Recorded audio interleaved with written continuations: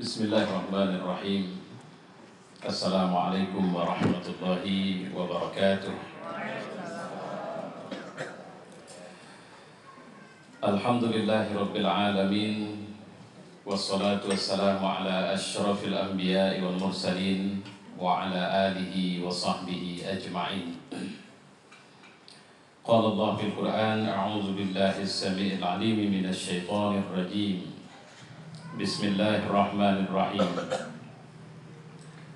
Ya ayyuhalladzina amanu kutiba 'alaikumus shiyam kama kutiba 'alal ladzina min qablikum la'allakum tattaqun.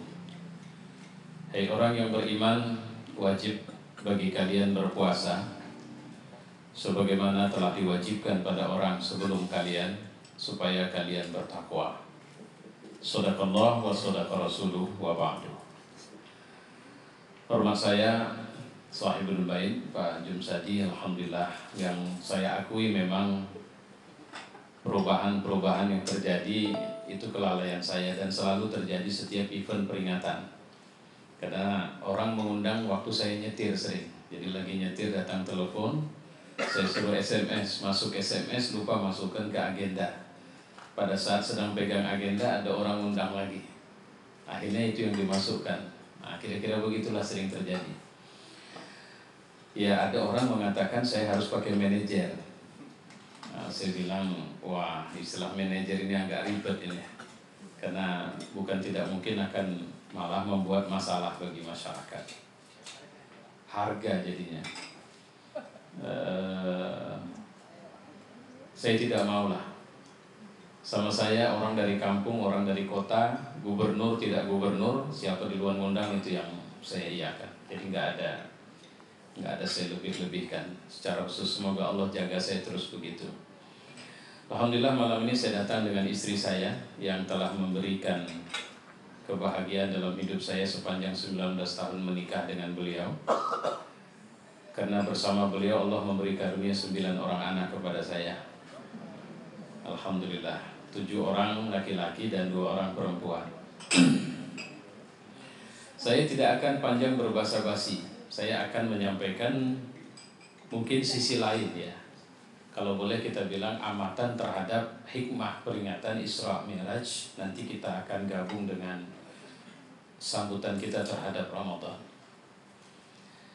Ada satu kata yang bisa saya sampaikan sebagai kata hikmah. Karena seringkali kalau ceramah selalu dibilang hikmahnya adalah sholat. Saya kurang sepakat itu.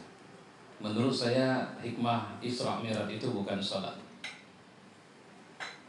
Hikmah Isra Mi'raj itu harus merupakan nilai. Dan nilai itu kalau dalam Quran ada satu kalimat, fa inna ma'al usri yusra. Inna ma'al usri yusra. Bersama dengan kesulitan ada kemudahan. Dan Allah tegaskan itu sampai 2 kali. Kalau istilah saya, if you think there is impossible, that is impossible, there is possible. Jika kau sudah sampai mengatakan impossible, there is possible.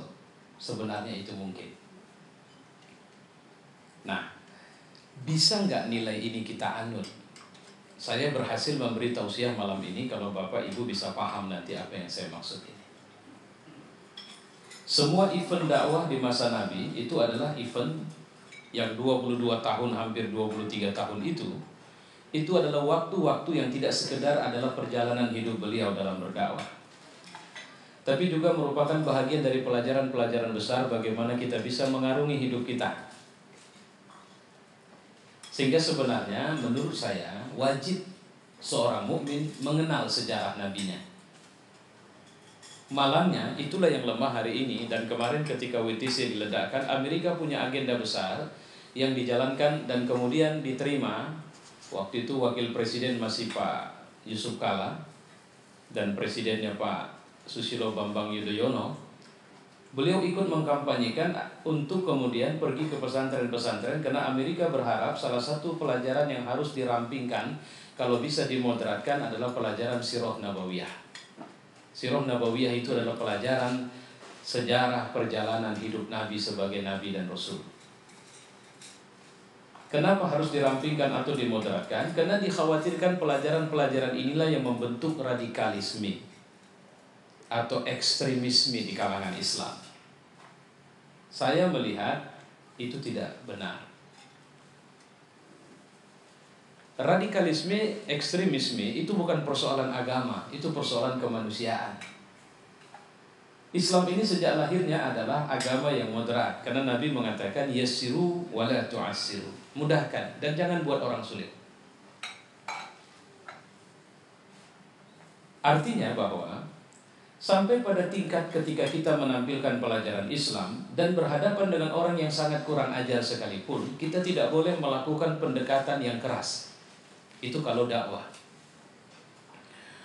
Saya selalu menyampaikan di mana-mana belakangan ini tentang respon saya atau tanggapan saya terhadap pemerintahan kita hari ini.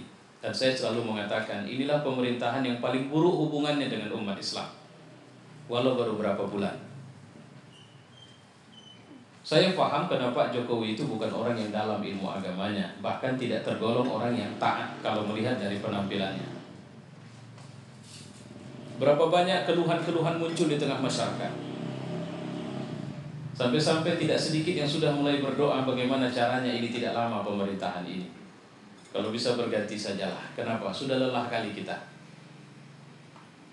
Saya mengatakan bahwa demi Allah saya tidak coblos dia waktu Pilpres kemarin. Tapi demi Allah saya tidak akan berpikir seperti itu. Karena bagi saya jelek atau tidak dia itu presiden saya hari ini. Dengan kebijakan politik yang sangat tidak mengenakkan ke hati, itulah wajah Indonesia hari ini. Lantas apa sikap yang diajarkan Islam sebenarnya? Bukan sikap ekstrim, bukan sikap radikal dengan pendekatan isme-isme itu. Ingat, dulu ada orang yang jauh lebih jahat dari orang yang paling jahat sekarang. Sampai-sampai dikatakan iblis pun ngefans betul sama orang ini. Sehingga kalau ketemu iblis minta tanda tangan itu sama dia. Orang itu adalah Fir'aun. Dan nama Fir'aun ini adalah nama yang bertuah betul. Karena sampai sekarang sejak dia mati, tidak ada orang yang mau pakai nama Fir'aun. Bahkan preman pun tidak mau pakai nama Fir'aun. Tapi apa yang terjadi pada Fir'aun? Ana rabbukumul a'la, dia bilang dalam Quran. Aku ini adalah Tuhanmu yang maha tinggi. Dia tidak sekedar menganggap atau otoriter, diktator, tapi dia mengaku dialah Rabbul Alamin, Tuhan semesta alam. Coba bayangkan itu. Apa enggak marah kali Allah sama orang kayak begitu itu? Allah tidak pernah mendaulat dia jadi Tuhan. Allah tidak pernah mengatakan ada Tuhan selain dia. Tapi ada manusia yang kakinya tidak pernah bisa terbang sendiri ke langit, lantas mengatakan bahwa dia Rabbul Alamin, dia Tuhan semesta alam. Bahkan Rabbukumul A'la. Bapak punya mobil, mobilnya mewah, harga mobil 3 miliar kita buat. Terus dipinjam teman, dibawanya, Bapak sedang ada di dalam. Terus teman itu turun dari mobil yang dipinjamnya, kebetulan singgah ke rumah yang Bapak sedang ada dalam rumah. Orang tanya sama dia, loh, hebat mobilnya, baru ya? Iya. Ini kredit atau? Sepele kok sama aku. Ini kontan ini, aku yang beli. Kita di dalam yang punya nengok dia. Kira-kira gimana perasaan kita nengok dia? Dia baru pinjam dari pagi dari rumah kita. Terus dia pamer sama orang bahwa itu punya dia. Apalah perasaan kita? Apa enggak geram betul itu lihat orang seperti itu? Saya perlu sampaikan bahwa ternyata Fir'aun yang kurang ajar ini itu masih dikirim Allah 2 nabi. Saya tadi mengatakan pendekatan Islam dulu ya. Allah masih kirim 2 nabi. Apa dibilang Allah kepada 2 nabi ini? Misalnya kita udah gak suka sekali dengan pemerintahan ini. Ayo tumbangkan, gulingkan, bakar, hancurkan, gantung. Kan kira-kira pendekatan yang cenderung jadi sangat radikal. Tapi ternyata Allah perintahnya memang tegas. Izhaba ila Fir'aun. Pergi jumpai Fir'aun. Berangkat, temuin Fir'aun. Kalau kita berhenti di titik ini, mungkin kalimat selanjutnya gantung, bakar, hancurkan, gulingkan, makzulkan, pecat. Dia pikir itu dia punya, dan sebagainya lah. Dengan muka yang semuanya memerah. Tapi perintah selanjutnya, faqula lahu qawlan layyina. Bicaralah kepada Fir'aun dengan kalimat yang lemah lembut. Nah, coba bayangin itu. Menghadapi seorang diktator yang mengaku Tuhan, Allah menyuruh bicara lemah lembut. La'allahu yatazakkaru aw yakhsha, supaya dia bisa takut, dia ingat kepadaku atau dia takut kepadaku. Artinya dakwah ini tidak pernah mengambil peran yang berbeda dan pendekatan yang berbeda, selalu peran yang sama dan pendekatan yang sama terhadap orang yang sangat kurang ajar sekalipun. Islam menganggap ada agama yang berlebih-lebih sekali karena menganggap Tuhan punya anak. Dalam Quran diceritakan bahwa anggapan mereka itu disambut dan disikapin oleh Allah dengan pernyataan hampir-hampir saja arsy Allah itu pecah karena mereka bilang Tuhan punya anak. Kalau bahasa kita, yang kelewatlah mereka itu. Nah, orang yang membilang Tuhan punya anak ini pernah datang ke Madinah. Siapa yang datang? Tokoh-tokohnya. Ngapain datang? Jumpain Nabi. Mau ngapain? Mau diskusi masalah agama. Apa sambutan Nabi? Marah? Tidak. Di mana diterima? Bukan di rumah, di masjid. Masjid itu rumah siapa? Rumah Tuhan. Tuhan yang mana? Tuhan yang mereka bilang punya anak itu. Lihat pendekatan dakwah ini. Pada saat hari Minggu mereka mau mengadakan misa kebaktian. Pada waktu itu Nabi bilang, mau kemana? Kami mau kebaktian dulu. Kemana?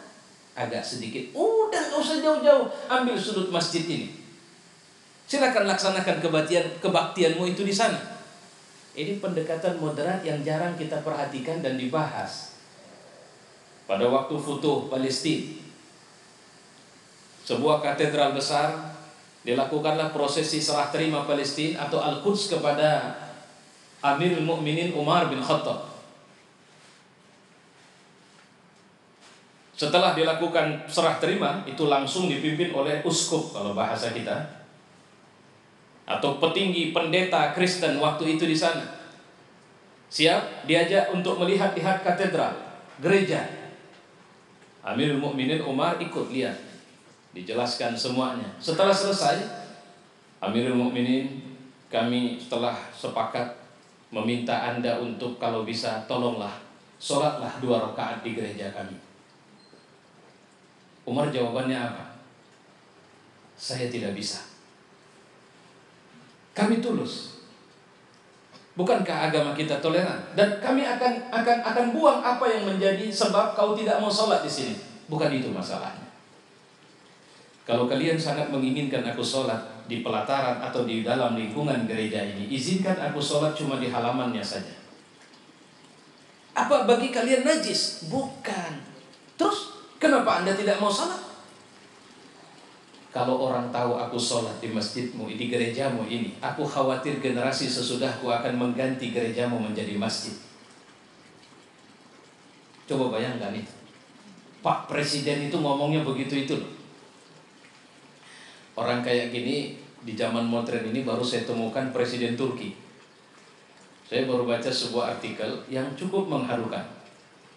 Seorang anak TK yang yatim, pada saat ada sebuah acara yang harus hadir semua orang tuanya ke sekolah, anak ini tidak punya orang tua. Dia bilang sama gurunya, Bu, boleh nggak kalau Pak Presiden yang kujadikan orang tuaku? Loh, gimana caranya nak? Ya ibu buatkan surat, bilangkan sama presiden bahwa aku mau wisuda atau mau ada event lah di sekolah, dan aku minta dia jadi orang tuaku. Coba bayangin itu ibu, anak TK itu berani minta begitu. Apa yang terjadi? Si ibu karena anak ini mendesak, dituliskan surat, dikirimkan oleh anak ini via pos. Apa yang terjadi? Pada saat acara berlangsung, presiden datang dan bertanya, mana anak yang mengirim surat ini?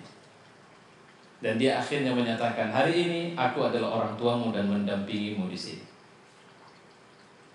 Kayak begini insya Allah bentar lagi lahirlah di Republik ini mimpin negeri kita. Kalau sekarang mungkin kita masih harus berdoa dulu insya Allah. Ya.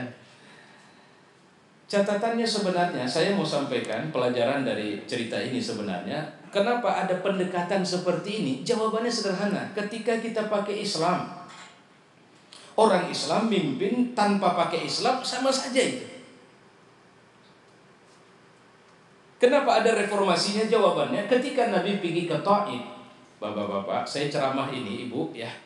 Ini satu komplek ini kalau ceramah nggak terima saya, terus ibu bapak marah dan kemudian kemarahan itu membludak dengan melempari saya batu, saya lari keluar komplek, itu masih dekat. Orang Taif itu marah satu negeri, melempari Nabi dengan batu sehingga tidak ada bahagian di tubuh Nabi kecuali semuanya terkena batu. Sampai-sampai malaikat penjaga Akhsyabain, 2 gunung batu di Mekah, itu marah sekali dan bilang sama Nabi, ya Muhammad, minta sama Allah. Kami sudah dapat izin, cuma tergantung kau saja. Minta sama Allah, biar kami balikkan gunung batu ini kepada mereka. Coba bayangin, nabinya Allah, utusan Allah, ngajak kepada kebaikan, tapi kemudian dicaci maki. Tidak sekedar itu, dituduh gila. Tidak sekedar itu, dikejar-kejar dan kemudian dilempari batu. Pada saat itu Nabi, inilah reformasi dakwah yang dilakukan Nabi. Ketika malaikat bilang, minta izin, apa kata Nabi? Allahumma hdi qaum fa innahu la ya'lamun. Ya Tuhan, tunjuki saja kaumku karena mereka tidak tahu. Loh, kenapa? Karena ini dakwah. Ini bukan pengadilan. Kalau nabi-nabi sebelumnya ketika mereka gagal dalam tanda petik dakwah, umatnya dihancurkan. Sementara agama ini agama akhir zaman. Dan nabinya harus tuntas dalam berdakwah. Karakter da'inya juga harus tuntas dalam berdakwah. Cuma kelihatannya perlu dirapiin. Mindset orang yang kemudian mengikuti Islam itu harus dibenahin gitu. Kenapa? Karena pendekatan kita menerima Islam ini yang kemudian diajarkan Nabi harus menjadi manusia merdeka. Yang pertama, memposisikan diri kita bahwa harga diri kita ini adalah surga Allah Subhanahu wa ta'ala. Ini yang pertama. Kalau ini tidak terbangun dalam diri kita, kita akan gagal menjadi muslim yang benar. Apa harga diri kita? Surga. Apa itu surga? Nah, surga itu mala ainun ra'at. Satu kesenangan yang mata tidak pernah bisa melihatnya. Wala uzunun sami'at. Telinga tidak pernah mendengarnya. Wala khatar. La khatar ala qalbil bashar. Tidak pernah terlintas dalam ambisi seorang manusia yang paling luar biasa sekalipun. Kalau orang tidak punya rumah masuk ke komplek ini, khayalan mereka enak betul orang tinggal di komplek ini. Baik, itu orang yang di luar yang dia tidak punya rumah. Bagaimana orang dalam komplek ini? Apa sudah selesai mimpi kesenangan? Tidak sedikit orang yang ketika dia punya rumah sudah besar, dia berpikir, kayaknya kurang besar rumah ini. Kenapa? Kebun binatangnya belum ada, lapangan bolanya belum ada. Oke, makanya sekarang khatar ada qalbil bashar. Bangun lintasan itu. Coba bayangkan kesenangan Bill Gates, kabarnya itu orang paling kaya. Yuk kita tanya sama dia, apakah dia sudah merasa selesai dengan semua? Belum. Nafsu itu belum tenang. Nafsu itu nanti tidak bisa ngomong. Nanti di mana? Di surga. Kalau di dunia, pada waktu baru nikah, sepanjang jalan yang ditengok wajah istri. Sekarang suami 10 meter di depan istri. Kalau jalan, bang tunggu bang, udah cepat sih kau jalan, lambat kali dari tadi. Itu modelnya. Kenapa? Karena sederhana. Dunia ini kenikmatannya tidak pernah abadi. Kecantikan tidak pernah abadi. Kekayaan tidak pernah abadi. Jabatan sehebat apapun, sekuat apapun, seluar biasa apapun mencengkeramnya, tidak bisa abadi. Saya seringkali, mohon maaf ini belakangan, kebetulan kemarin saya ada ceramah di luar kota. Di samping saya ada anak-anak gadis. Lihat anak-anak gadis ini, saya bilang, coba perhatikan mereka. Kulit-kulitnya masih kencang, badan mereka masih oke, perut mereka masih tipis. Coba bandingkan sama emak-emak ini. Perutnya, wajahnya, badannya sudah berbeda. Itu dunia. Kecantikan dunia adalah kecantikan yang tidak bisa dipertahankan. Kekayaan dunia adalah kekayaan yang tidak bisa dipertahankan. Bahkan kesenangan dunia, ini saya mohon maaf ini. Enggak, saya mau kasih contoh bukan mau minum. Ini air, ini telunjuk saya. Saya celupkan ke dalam air ini, saya tarik lagi. Maka kata Nabi, dunia dibanding dengan surga itu seperti air tangan telunjuk yang kau celupkan ke dalam lautan. Sudah. Kemudian kau angkat lagi, apa yang tersisa di tanganmu basah itu, itulah kenikmatan dunia. Sementara lautan itu adalah surga.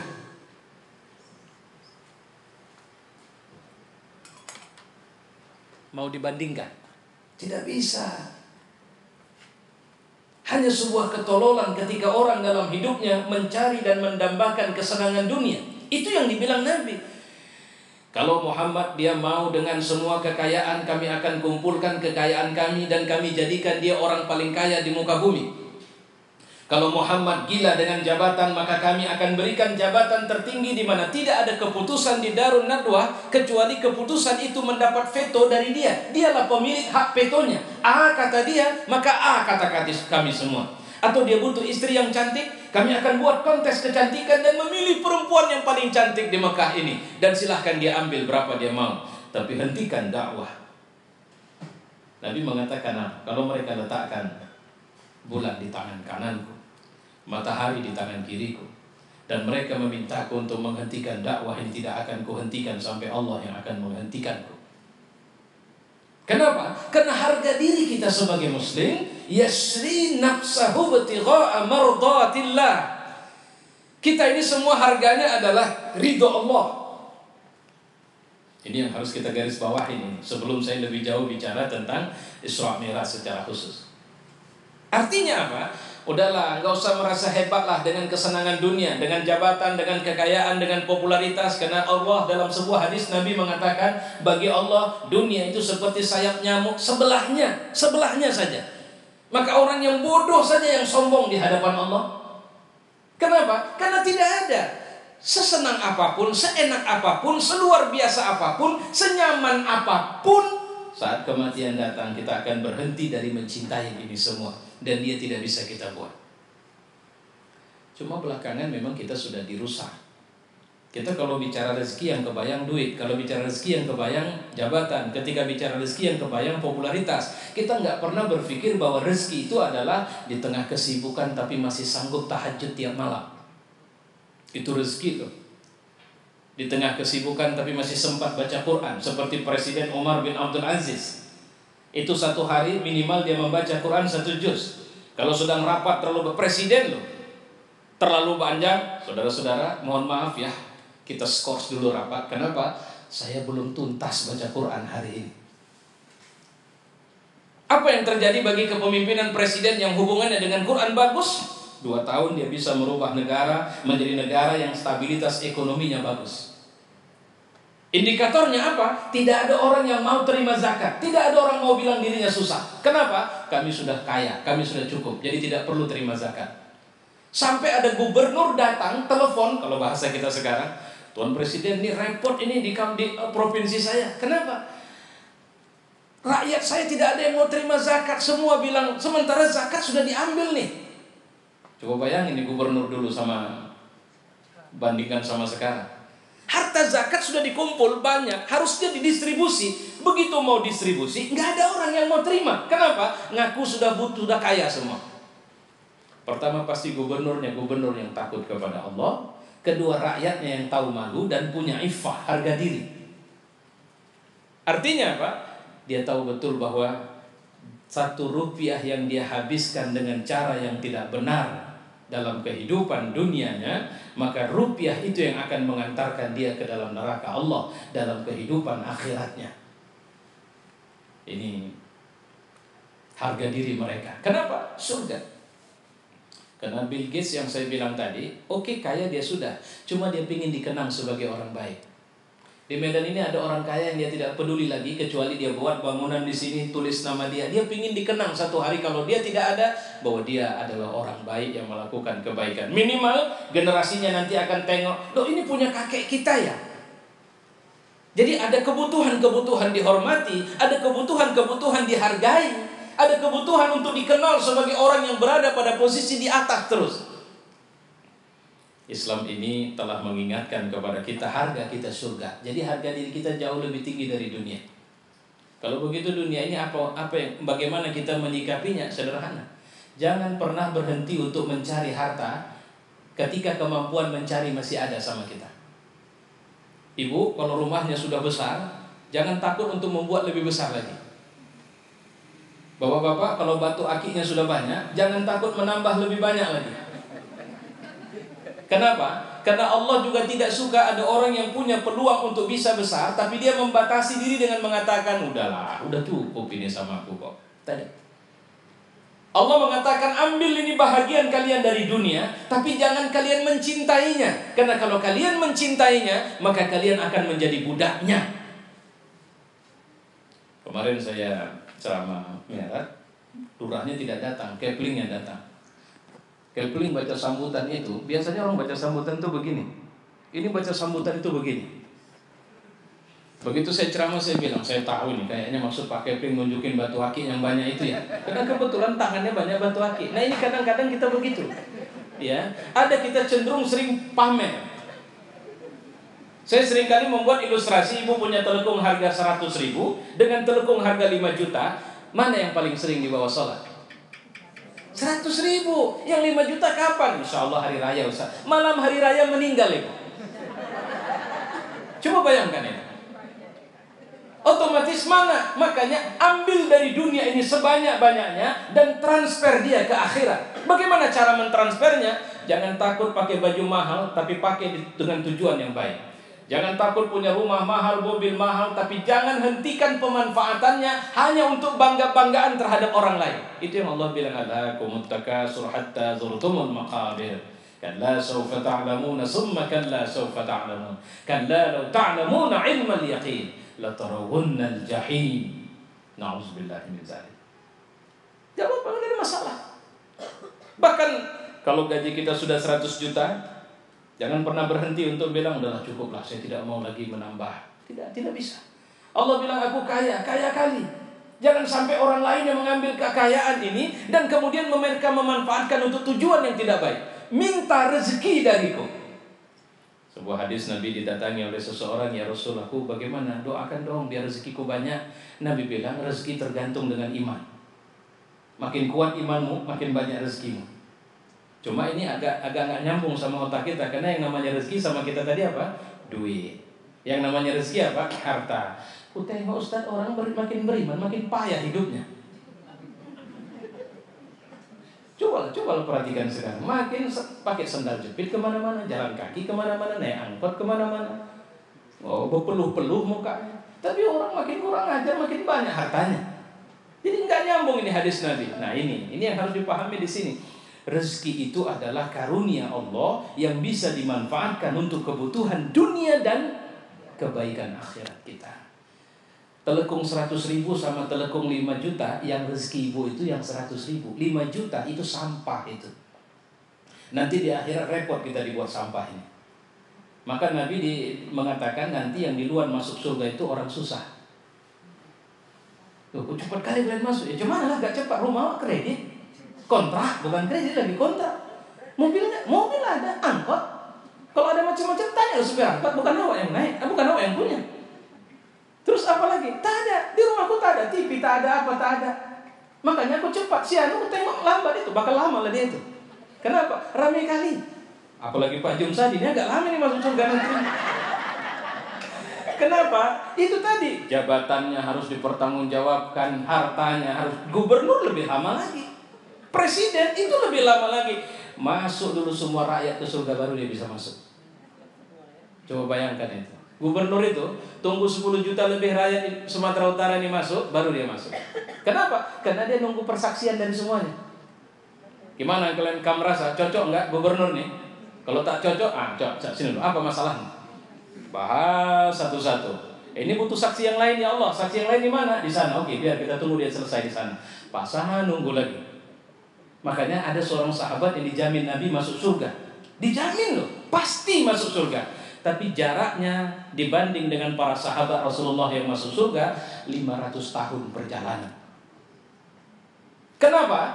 Karena dia harus mempertanggungjawabkan hartanya yang terlalu banyak itu. Jamin masuk surga pasti hartanya halal. Yang halal saja capek kali dia mempertanggungjawabkannya. 500 tahun kawannya udah tenang-tenang di surga. dia baru masuk. Kalau kita yakinlah, saya yakin saya ketemu ibu nanti di surga insya Allah. Jangan terus mak gawatnya agak nampaknya berat pulangnya. Enggak, insya Allah kita masuk surga nanti insya Allah. Ya persoalan makanya ada cara cepat masuk surga ibu. Ini perlu saya kasih tahu. Karena ada sebuah hadis Nabi SAW mengatakan bahwa ketika para penghuni surga itu sudah masuk dalam surga, jadi di surga itu ada namanya pekan, arisanan lah ya, atau apa istilahnya, clubbing. Di surga itu ada klub, di mana para penghuni surga itu Jumat ketemu. Ngapain mereka? Ya cerita satu sama lain, sampai terakhir bertanya, mana Pak Anu? Kok nggak nampak dia? Itulah memang kemarin jalannya sama aku di Siratal Mustaqim. Cuma dia kena mungkin ke pinggir kali, ketarik dia ke bawah, jatuh dia. Astagfirullah. Jadi sudah berapa lama itu? Kalau ku ingat-ingat sudah sekian ratus tahun. Astagfirullah. Kenapa ku tidak bilang? Dia kan teman kita wirid di komplek. Terus nggak tenang makan. Ini saya bahasakan dengan bahasa saya ini, tapi ini hadis ya. Terus akhirnya Allah tanya, kenapa kalian jadi nggak murung begini? Ya Allah, kami tak enak rasanya. Kenapa? Teman kami di neraka. Siapa itu? Si Anu. Bukan Allah tidak tahu. Si Anu ya Allah. Jadi mau kalian apa rupanya? Kalau memang kau bisa, kalau memang kau murah ya Allah, masukkan. Udah, malaikat keluarkan dia dari neraka. Begitu dikeluarkan dia tanya, kenapa aku dikeluarkan ya Allah? Apa sudah habis masa? Belum, masa siksamu masih banyak. Lantas, aku mau dibawa kemana? Surga. Kenapa? Karena teman-temanmu di surga nggak bisa tidur gara-gara kau di neraka. Mereka minta masuk surga kau. Nah makanya kontak-kontak handphone tuh tengok ada berapa orang soleh di sini. Ini ribuan tapi daftar orang soleh, asal ada kalimat nasihat masuk. Alah, pening kali aku dengan SMS bapaknya. Tiap saat masuk nasihatin saja. Jadi ngeri aku bacanya begitu. Makanya itu minimal kalau kita kurang ajar, teman kita orang baik bisa doakan kita masuk surga. Ya, baik. Peristiwa Isra Mi'raj ini kita bicara langsung balik ke belakang. Itu dilatari oleh dua peristiwa besar. Peristiwa pertama, matinya dua orang yang dianggap sebagai supporter dakwah yang paling kuat, Khadijah dan Abu Thalib. Wafatnya mereka berdua ini tentu saja mengguncang Rasulullah, tapi sekaligus pelajaran besar bahwa dakwah tidak boleh disandarkan kepada makhluk. Jadi kalau kita ingin membesarkan dakwah, jadikan Allah sebagai walinya. Kedua, peristiwa Taif adalah silahkan kau berikhtiar. Allah yang akan menentukan hasilnya. Safa, Marwah, ini adalah dua bukit menjadi rute awal dan akhir rute sa'i kita. Dari Safa kita mulai, berakhir di Marwah. 7 kali putaran, satu putaran sekitar 400-an meter. Tahu ibu apa yang dicari Hajar waktu itu? Air Zam-Zam, air. Adakah air itu keluar antara Safa dan Marwah? Tidak. Di mana air itu keluar? Antara Safa Marwah dengan Ka'bah. Siapa yang mengeluarkan air itu? Apa atas ikhtiar Hajar? Tidak, Hajar tidak melihat. Padahal dia tadi melalui tempat itu dan dia tidak melihat ada air. Tapi kenapa air itu diberikan? Jawabannya sederhana. Allah bilang, ikhtiarlah dan jangan kurangi keyakinanmu bahwa aku akan memberikan kepadamu kesanggupan atau nikmat atau apapun yang kau butuhkan. Tapi kalau urusan berhasil itu aku yang tentukan. Saya sakit. Apa yang dibutuhkan orang sakit? Oh, itu cara. Apa yang dibutuhkan orang sakit? Sembuh ibu. Kan bukan berobat kan? Apa yang dibutuhkan orang sakit? Sembuh, sehat. Untuk sehat dia harus apa? Berobat. Nah siapa yang kasih sehat? Siapa yang kasih sembuh? Allah. Allah bilang dalam Quran, wa huwa yashfi, dia yang sembuhkan. Otomatis kalau begitu, jika mau sembuh, sama siapa kita minta? Sama Allah. Untuk bisa sembuh, Allah suruh berobat. Tapi caranya jangan pergi ke dukun. Tapi Pak Ustadz, udah saya ke rumah sakit kemana? Negatif Pak Ustadz. Tapi perut itu tetap sakit Ustadz. Saya pergi ke sana, kata dokter tidak ada sakitnya Pak, nggak ada tanda-tanda sakit, sedikit pun nggak ada. Bapak sehat walafiat. Terus ada orang bilang, oh di sana ada orang tua. Enggak apa-apa, syaratnya cuma bawa ayam hitam saja. Yang bawa harus orang hitam, baju hitam, celana hitam, sepatu hitam, dan malam-malam. Iya, enggak nampak. Mau berangkat? Mau berangkat? Ini yang saya bilang, mau berangkat itu wilayah percaya atau tidak, yakin atau tidak kepada Allah. Artinya apa? Isra Mi'raj itu ini loh, pelajaran ini itu. Pelajaran untuk tidak bergeser dari keyakinan kepada Allah, karena keyakinan itu ruang berpikir tidak kerja lagi. Yakin itu bukan wilayah berpikir. Kalau dari atas sana ada orang nyuruh lompat, naik, lompat, pasti kita tidak mau. Tapi dari sekian meter ketinggian, mau 30, mau 100 meter, kemudian Allah mengatakan lompat, mau nggak?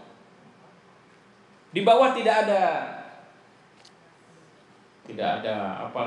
spring bed untuk alasnya, tidak ada yang membuat kita menurut otak kita selamat, tidak ada. Tapi perintahnya lompat. Ini khawatir saya belum mau. Saya kasih contoh lagi. Anak ibu baru tamat, mau ikut tes PNS. Yang diterima 3 orang, yang daftar 8.937 orang. Cara penerimaan ada 3. 1 store aja lah sekian, insya Allah bisa diatur itu Bu. Kedua, hubungin aja pimpinan, bisa diatur itu. Ketiga, udah suruh aja anak ujian. Ibu malam berdoa kepada Allah. Kira-kira ibu yang paling yakin berhasil yang mana itu? Dari 3 cara itu. Ini ngetes keyakinan loh. Saya bukan mengatakan ibu salah, bukan, tapi ngetes keyakinan. Karena Isra Mi'raj ini wilayah yakin sama Allah. Udahlah, kita nyerah aja lah. Urutan pertama kayaknya kita lebih percaya. Habis itu urutan kedua, baru urutan ketiga. Itu pun karena gak ada urutan yang lain.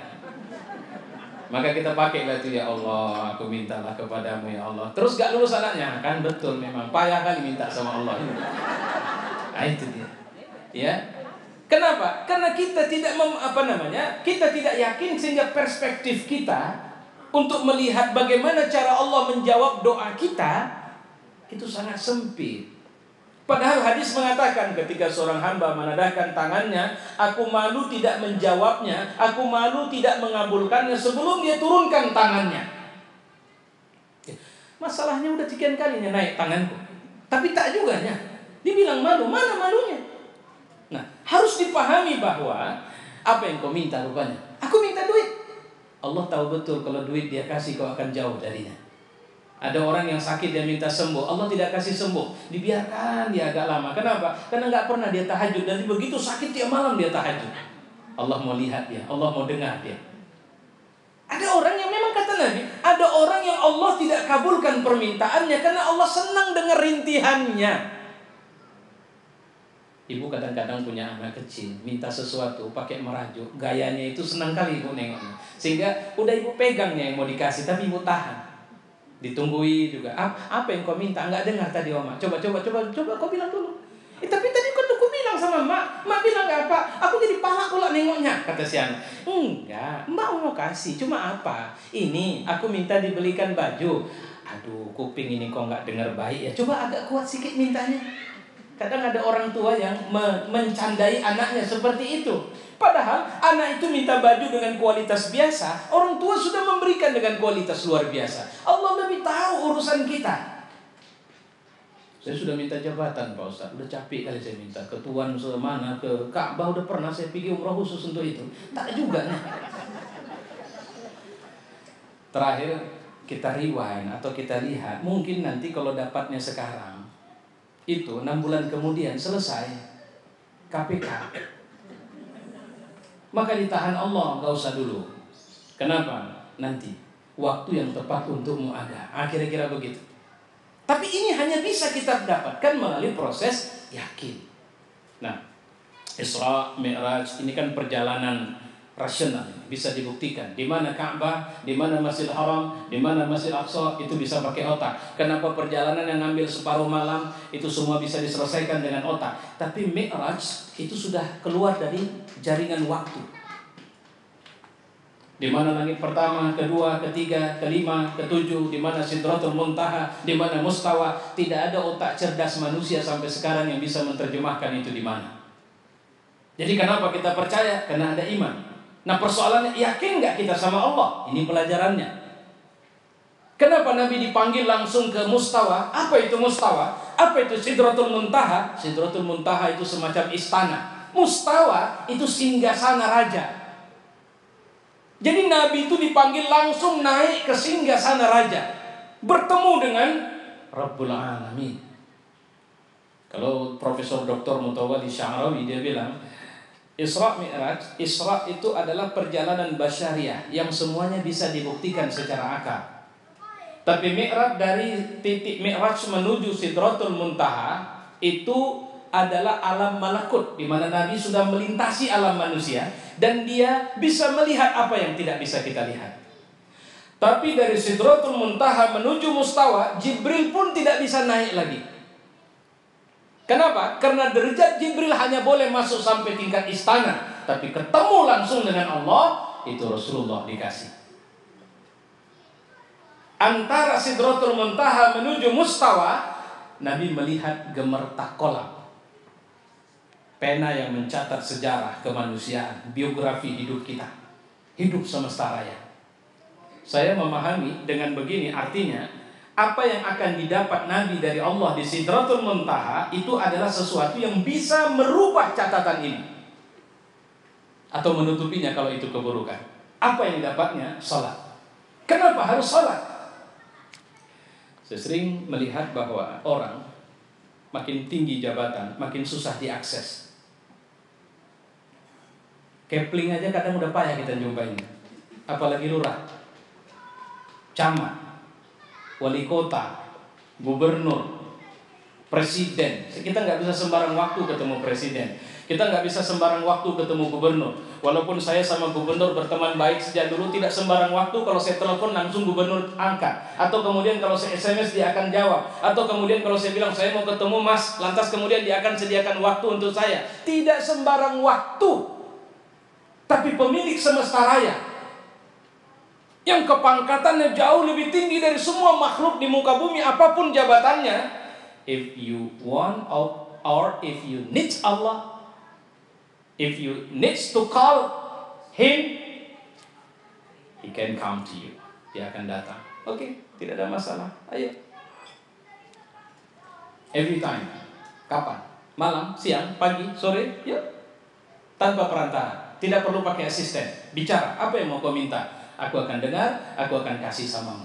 Ini resep yang dikasih Allah melalui sholat itu. Sehingga persoalannya bukan sekedar 5 waktu sehari semalam, tapi seberapa sering kita berkomunikasi dengannya.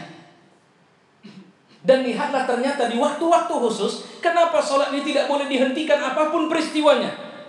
Kenapa puasa boleh berhenti kalau sakit? Kenapa zakat boleh tidak dilaksanakan kalau memang tidak mampu? Kenapa haji boleh tidak dilaksanakan? Tapi kenapa sholat? Karena sholat, karena manusia pasti butuh Tuhan di semua urusan hidupnya. Ibu punya kecantikan, ibu ingin cantik, ibu berterawat dengan baik. Hanya Tuhan yang bisa. Siapa yang bisa menyelamatkan kita di saat kita tidur di malam hari? Hanya Allah yang bisa memberi kita tidur, dan Allah yang membangkitkan kita dari tidur kita. Tidak ada manusia apapun jabatan dan tingkat sosialnya yang tidak butuh Tuhan lagi dalam hidupnya. Semua manusia itu tetap butuh Tuhan. Orang kaya, siapa bilang orang kaya itu tidak menyimpan masalah dalam rumahnya? Ada berapa banyak orang ketika di luar mengatakan, enak sekali lah pemilik rumah ini. Ternyata begitu masuk ke dalam, apa kata sang pemilik? Hari-hari saya berderai air mata, Pak. Kenapa? Karena suami saya bermasalah, karena istri saya bermasalah, karena.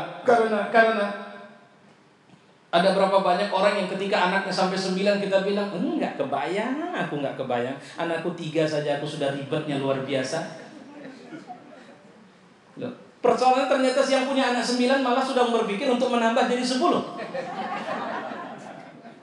Artinya kita nggak bisa melihat segala sesuatu dari sudut pandang kita seakan-akan enak. Ada orang yang naik mobil mewah, mewah sekali, yang kita belum pernah lihat mobil itu, tapi dia sedang dalam penyanderaan misalnya. Coba bayangkan, kita tidak bisa mendetek seseorang itu dengan kemudian mengatakan bahwa dia sedang dalam keadaan bahagia. Saya pernah ngomong langsung dengan Pak Gubernur, dia bilang apa? I had no way out from here, Ustaz. saya nggak punya jalan keluar dari sini. Setelah dia bicara panjang, itulah kalimat terakhir. Jawaban saya apa? Orang di luar sana melihat rumah dinas ini dengan semua mimpi, enak sekali tinggal di dalam itu. Dan dia menceritakan begitu panjang detail cerita sama saya. Tak satu kalimat yang paling saya ingat itu apa dia bilang? I have no way out from here. Saya nggak punya jalan keluar dari sini. Maksudnya apa? Kalau saya bisa turun, turun saya. Kalau saya bisa keluar, keluar saya. Kalau saya bisa lari dari semua ini, saya akan lari dari semua ini. Terus saya bilang apa? Rupanya jabatan ini tidak membuat antum bisa bahagia rupanya. Saya kira udah bahagia kali.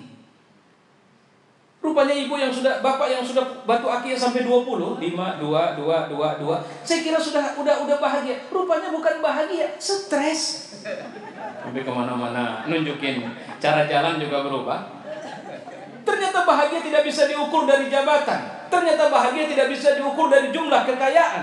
Ternyata bahagia tidak bisa diukur dari jumlah anak.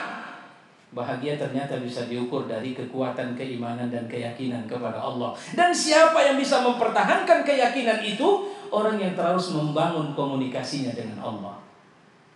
Saya sering membuat ilustrasi begini, Ibu. Seorang ibu, suaminya sudah lama meninggal, pekerjaannya cuma cuci gosok, penghasilan 1 bulan paling sekitar 700.000.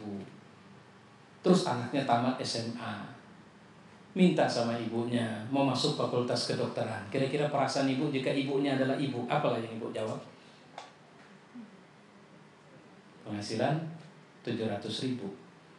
Yang anak ditinggal suami 3, yang besar tamat, mau masuk fakultas kedokteran. Mungkin jawabannya begini, pergi ke belakang, gosok gigimu dulu sana. Atau berkaca dulu mukamu di sana. Itu kenapa? Ketika dia mengira bahwa yang menyekolahkan itu adalah dia. Yuk kita belajar, mungkin sebagian kita ada orang yang besar sekolah bukan dari uang orang tua kita. Ada yang dari beasiswa, ada yang dari kepemurahan keluarga sama kita. Bukankah itu bahagian dari tanda Allah peduli sama kita? Saya yang berdiri di sini, saya sering mengatakan ada sekian orang yang sudah meninggal dunia, itu mendapat pahala dari setiap saya memberikan dakwah ke sana kemari. Salah satunya boleh saya sebut itu almarhum Zulkifli Haraha, mantan wali kota Pematang Siantar, mantan bupati Langkat. Kenapa saya bilang dia dapat bahagia itu? Karena dia yang ikut membantu pertama sekali saya kuliah. Semester 1, semester 2, semester 3 dia bantu saya kuliah. Walaupun saya tidak pernah bertemu setiap hari dengannya, tapi saya bisa kuliah dan ada ilmu dari situ. Dan dia tidak tahu itu. Dan dia tidak peduli itu. Karena dia tidak pernah berbicara kepada saya setelah itu kapanpun, sampai dia wafat. Tapi saya menganggap ada bahagian pahala yang akan Allah kasih jika yang saya kerjakan ini lillahi ta'ala kepadanya. Dan terus menerus sampai kematian. Nah, artinya apa? Salat itu solusi sebenarnya.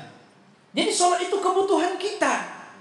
Salat itu bukti Allah sayang sama kita. Dia mau kita ini semua masuk surga. Nanti Ramadan mau datang. Melihat dari wajah kita ini, saya tidak melihat ada yang pasti tidak pernah mati. Semuanya pasti akan mati. Ya, kalau kita cuma kapan kita tidak tahu. Apakah kita sampai Ramadan tahun ini? Belum tentu. Tapi nanti jika ibu merasa sudah hidup di bulan Ramadan tahun ini, Bapak, tolong ingat kalimat saya ini. Kalau Bapak, Ibu nanti masih hidup di bulan Ramadan, ingat kalimat ini. Apa yang mau saya bilang? Itu tandanya Bapak masih sangat mungkin masuk surga. Ibu masih sangat mungkin masuk surga. Jangan diperhatikan masa lalu kita. Kayaknya berat Pak Ustaz. Kenapa? Udah kebelit awak sama maksiat ini. Udah nggak mungkin. Maksudnya Tuhan pun udah capek kali nengok aku. Karena pernah aku tobat balik lagi. Udahlah, aku pun udah nyerah nih Ustaz. Oke, orang yang kayak begini saya bilang nanti kalau datang Ramadan masih enak tarik nafas, tandanya Allah masih memberi peluang dia masuk surga. Sangat mungkin, bukan sekedar sangat mungkin, tapi dikasih lagi peluangnya. Kenapa? Karena Ramadan itu adalah bulan untuk latihan jadi penghuni surga. Kenapa? Bahasa la'allakum tattaqun, takun. Bertakwa itu syarat masuk surga itu. Syarat masuk surga itu bukan tiap malam tahajud, Pak. Karena orang tiap malam tahajud bisa jadi masuk neraka. Maaf Ustaz Qari, Ustaz Azrani, syarat masuk surga itu bukan rajin pintar baca Quran. Karena orang baca Quran, bahkan ada hadis mengatakan yang pertama sekali nanti masuk neraka itu Ustaz. Dan kedua ada 4 orang, ya mudah-mudahan na'udzubillah min zalik ya, jangan saya ya. Karena nanti Ustaz yang masuk ini nanti dilemparkan dari atas neraka, jatuh, begitu jatuh pecah perutnya. Ibu tolong bayangi bukan sekecil manusia sekarang. Kita nanti dibangkitkan itu dekat suari Adam, sebesar penciptaan Adam. Adam itu waktu pertama kali diciptakan itu kalau kita ukur dengan meter itu sekitar 30 meter tinggi badannya. Jadi memang makin lama kita makin menyusut karena 60 hasta itu. Ya, 60 hasta itu 30 meter. Lihat kuburnya ibu kita Hawa di Jeddah panjang. Ya. Oke. Nah, jatuh kata Nabi juga di surga, burung di surga itu sama seperti unta kalian. Besarnya. Ya wajar dong kita aja 30 meter. Begitu jatuh ini Ustadz masuk neraka, na'udzubillahi min zalik, pecah perutnya. Di sepanjang neraka dia menarik perut, menarik usus yang terburai seperti kuda yang menarik pedatinya. Sehingga ketemu orang di neraka. Loh, kayaknya kenal ini Pak Ustadz ya? Iya. Kalau kemari juga akhirnya ngapain ceramah-ceramah kemarin Ustaz? Coba bayangkan itu. Kenapa dia masuk neraka? Jawabannya sudah disebut dalam Al-Quran. Karena dia kabura maqtan 'indallahi an taqulu ma la taf'alun. Besar murka Allah kalau kau mengatakan apa yang tidak kau buat. Jadi siapa orang yang paling duluan? Bukan orang yang kita kira orang jahat, tapi orang baik. Terus siapa lagi orang baik yang duluan masuk neraka? Qari. Siapa lagi? Orang yang mati syahid. Siapa lagi? Orang yang memimpin secara adil tapi menyimpan keinginan agar dia dianggap sebagai orang hebat. Siapa lagi? Para alim ulama. Orang-orang kaya yang berinfak. Ini Medan ini mulai banyak orang rajin infak pagi-pagi, subuh-subuh udah nyampe di masjid orang. Ya, karena sebentar lagi ada event pilkada. Ya. Orang yang rajin berinfak tapi tidak ditujukan untuk Allah, karena Allah itu bahaya. Makanya easy going sajalah beragama ini. Syaratnya sederhana. Jangan pernah menyisakan masalah pada orang lain dan jangan menyimpan masalah orang lain dalam diri kita. Wa ya'fu an katsir, maafkan orang sebanyak-banyaknya. Ini bentuknya. Makanya kenapa saya bilang Ramadan itu madrasah? Karena la'allakum tattaqun, mudah-mudahan kalian atau supaya kalian bertakwa. Takwa ini adalah syarat masuk surga. Orang rajin tahajud belum tentu ikhlas. Saya memberikan dakwah malam ini belum tentu ikhlas. Ustaz Azrai belum tentu ikhlas. Maka apa yang harus kita lakukan kalau semuanya belum tentu? Istighfar dibanyakin. Man lazimal istighfar, siapa yang melazimkan istighfar, ja'alallahu min kulli dhiqin makhraja. Allah akan jadikan setiap kesulitannya ada jalan keluar. Wa min kulli ham, dari setiap galau di hatinya faraja, ada kelapangan. Wa yarzuqhu min haitsu la yahtasib, Allah akan kasih dia rezeki dari jalan yang dia tidak duga. Jamaah yang mulia, maka insya Allah teruslah kita berdoa kepada Allah. Karena Allah itu sayang betul sama kita. Nabi itu setiap dia sedang susah dia pergi sholat. Ada masalah dia pergi sholat. Ibu tadi yang mungkin dia melihat anaknya minta fakultas kedokteran, mungkin dia boleh mengatakan, sudah kau ambil formulirnya sana. Tapi biayanya enggak urusanmu itu. Pergi kau ambil. Kau sudah belajar memang betul-betul cita-citamu itu nak? Betul. Ya udah, pergi sana. Setelah anaknya pergi, dia hamparkan sajadah dan dia mulai menangis. Ya Tuhan, anak yang kau titip 18 tahun yang lalu sekarang sudah tamat sekolah. Kan titipan Allah itu. Siapa bilang itu anak kita? Aku membesarkannya susah payah dan aku tidak pernah buruk sangka kepadamu. Sampai seperti mau pecah kepalaku mendengarkan dia minta masuk fakultas kedokteran. Tapi aku minta kepadamu dan aku tahu bahwa kalau aku merasa sangat prihatin, kau pasti lebih dari aku. Karena kau lebih sayang kepadanya ketimbang aku. Aku kan cuma menjagakannya Tuhan. Nah inilah bentuk yakin itu kan. Aku tidak nuntut ada rezeki ajaib kau berikan kepadaku. Aku tidak tuntut. Aku cuma minta kepadamu ya Allah. Kau aturlah bagaimana cara anakku tetap bisa kuliah. Aku akan mengatur caraku untuk mencari rezeki dan jalanmu. Bukankah ini bahasa orang yakin? Dan setelah itu apa yang bisa terjadi? Rupanya ikut dia lulus tes tanpa harus membayar misalnya. Oh, dia bisa masuk dengan beasiswa misalnya. Kenapa kita kehilangan kesanggupan untuk meyakini bahwa Allah bisa memberi jalan keluar dengan jalan yang kita tidak pernah menduganya? Lihatlah bagaimana Zakaria menghabiskan waktunya puluhan tahun cuma untuk minta anak dan dia tidak merubah keyakinannya kepada Allah. Sampai ketika rambutnya sudah penuh dengan uban, dia sudah payah berdiri karena sudah lanjut usia, istrinya pun mandul dan sudah lanjut usia. Tapi Allah kasih anak sama mereka. Apa susahnya bagi Allah? Apa susahnya bagi Allah untuk membenarkan Ibrahim tidak terbakar dan itu terbukti? Padahal semua otak manusia mengatakan api itu panas, api itu membakar, api itu akan menghancurkan. Tapi si pemilik api mengatakan, rubah fungsimu hari ini. Aku tidak mau kau membakar Ibrahim. Bukankah ilmu ini ada? Bukankah seharusnya kita mengambil peran ini? Di setiap tugas dan event hidup kita, mintalah kepada Allah dengan menggeser sedikit ke kanan. Di saat kita sudah tidak sanggup untuk menyelesaikan satu masalah, mengikut kepada ikhtiar kita, di sana ada Allah yang akan sanggup menyelesaikannya selama kita buka komunikasi kepada Allah. Nah, Ramadan itu ruang terbesar. Karena Ramadan itu bulannya puasa, bulannya sholat, Ramadan itu bulannya memberi dan bulannya bermesraan dengan Allah. Di semua event. Ya, saya lihat sudah semakin aneh ibu melihat saya. Iya, karena saya tengok dari tadi sudah ada yang tak lurus lagi nengok saya itu. Ada yang nengoknya ke pohon sana. Ada yang sebentar buka, sebentar nutup dan kayak nakut-nakutin saya sudah.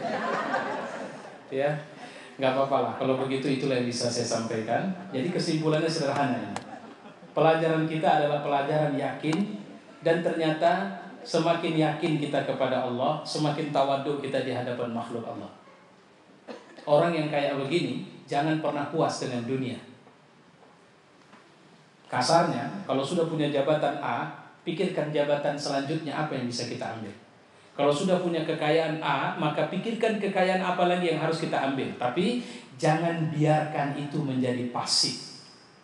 Biarkan itu dinamis. Sebagai mesin yang terus menghasilkan amal soleh dalam hidup kita, sehingga ketika kematian datang, kita masuk surga karena semua karunia yang Allah kasih sama kita. Jangan seperti orang yang sedang bercocok tanam. Dunia ini kan cocok tanam ya. Kita dikasih benih oleh Allah.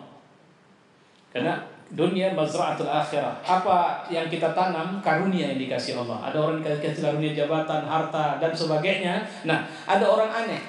Dikasih karunia dia simpan di lumbung. Dia kasih benih dia simpan di lumbung. Karena sayang, karena benihnya unggul. Terus dia tanya sama orang yang bertanam di sebelah, tanam apa? Tanam padi. Padi tipe apa? Tipe ini. Padimu tidak jauh lebih baik dari padiku. Di mana bapak tanam? Sayang aku menanamnya. Ku simpan di lumbung. Apakah padi yang di lumbung akan berbuah? Tidak. Maka jangan simpan lama kali baju yang udah nggak terpakai di rumah ibu. Sepatu, sendal, duitnya nggak kepake. Nanti saya kasih nomor rekening saya misalnya. Ya, masih bisa terpakai sama saya. Kalau udah tersimpan saja, jangan. Kenapa? Nggak ada gunanya bagi akhirat kita.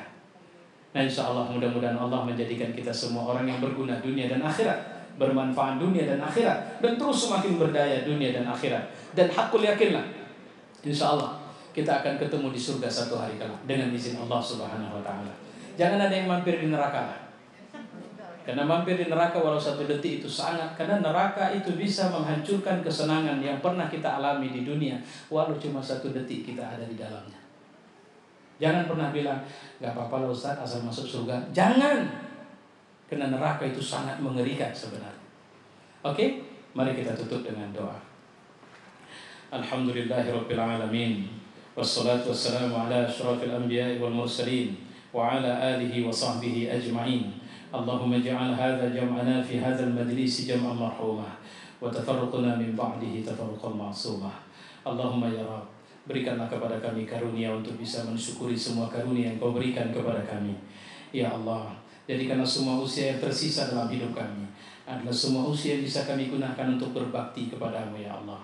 Jadi karena semua rezeki yang kau berikan kepada kami adalah rezeki yang bisa kami berdayakan untuk mengais manfaat dunia dan akhirat dalam hidup kami.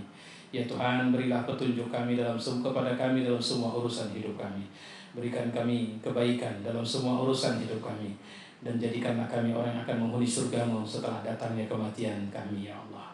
Rabbana atina fid dunya hasanah wa fil akhirati hasanah wa qina azabannar.